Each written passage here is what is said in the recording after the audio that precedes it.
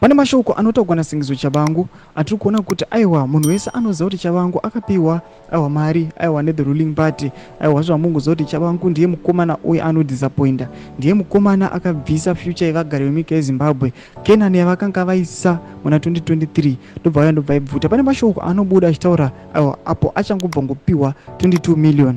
Sanapinda mashoko anobuda achitaura ndobva subscribe like turn on the bell icon. Pana patona kuti achingobva kupiwa 22 million pane mashoko ari kufamba achinzi aiwa vana Ushming'uyo akabva vafaya ndobva vadzinga. Pana patona kuti Chabangu anouya paendo pake kunyora chiti I would like to assure all progressive opposition members that after a recent legal development that saw some senior opposition members being affected by the dictates of the constitution, the movement still stands unshakable and no one has the capacity to weaken it, not at all.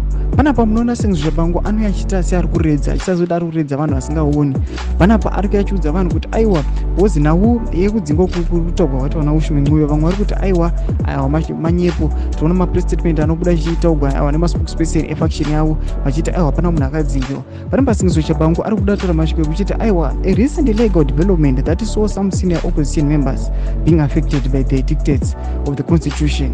Panapa ari kuya afema mashoko ekufaiwa kwakaitwa vana Ushming'uyo zvatiri kuona kuti he still in the stand achiripo pakumira nekuti aiwa vana Ushming'uyo havasisimo vakafaiwa akavadzinga. Chitiko chinoitika tichiona Chabangu achipiwa aiwa mazakwatira emari atangoona kuti aiwa iyi mari yake iringori yake haizombori mari yepolitical party. Noda kuti mukatotarisaka hapana kana munhu masupporters anotombofollowa havatombosviki 100 tatovanzwira tsitsi havatombosviki nyangwe 1000 chero 1000 hatinge tatonyatso toita kukama navo. Vamba toona kuti hapana kana vanhu vanombofollowa kana vanhu vombovafollowa kana masupporters avo zvatongoona kuti aiwa iyi mari yangonzi iwe Chabangu. Tiudze mafunguro enyu moti kudii pamusoro pechitiko ichi. Aiwa pinai comment section medu, subscribe or like, turn on the bell icon.